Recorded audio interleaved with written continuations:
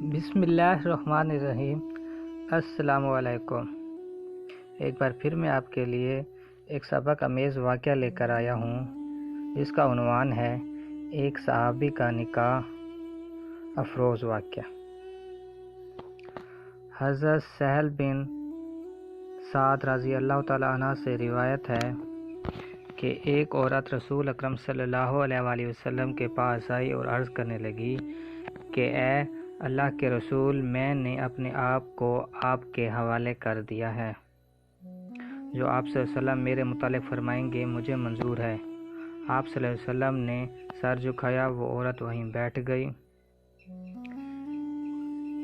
ایک صحابی نے کھڑے ہو کر عرض کیا، یا رسول اللہ صلی اللہ علیہ وسلم، اگر آپ حکم دیں تو میں اس سے نکاح کرنا چاہتا ہوں۔ آپ صلی اللہ علیہ وآلہ وسلم نے فرمایا، تیرے پاس مہر میں دینے کے لیے کچھ ہے؟ اس نے کہا، اللہ کی قسم حضور اکرم صلی اللہ علیہ وسلم، میرے پاس کچھ بھی نہیں ہے۔ آپ صلی اللہ علیہ وآلہ وسلم نے فرمایا، تو اپنے عزیزوں کے پاس جا کر کچھ لے آؤ۔ وہ گیا اور واپس آ کر کہنے لگا، اللہ کی قسم یا رسول اللہ صلی اللہ علیہ وآلہ وسلم، مجھے کوئی چیز بھی نہیں ملی۔ پھر آپ صلی اللہ علیہ وآلہ وسلم نے فرمایا، جا، اگرچہ لوہے کی ایک انگوٹھی ہی مل جائے تو وہی لے آؤ۔ وہ پھر گیا اور واپس لوٹ کر آ گیا، کہنے لگا، اللہ کی قسم لوہے کی ایک انگوٹھی بھی نہیں ہے، البتہ میری یہ لنگی حاضر ہے، چادر ہی نہیں ہے، آدھی لنگی اس کو دوں گا۔ آپ صلی اللہ علیہ وآلہ وسلم نے فرمایا، بھلا اس لنگی سے کیا ہو سکتا ہے؟ اگر تو پہنے گا تو عورت پر کچھ نہیں رہے گا، اگر عورت پہنے گی تو تیرے پاس کچھ نہیں رہے گا۔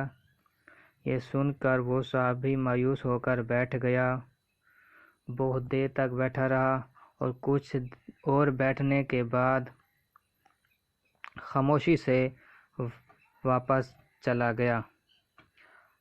اس پر آپ صلی اللہ علیہ وسلم نے اسے بلایا اور فرمایا، تمہیں قرآن مجید کی کون کون سی صورتیں یاد ہیں؟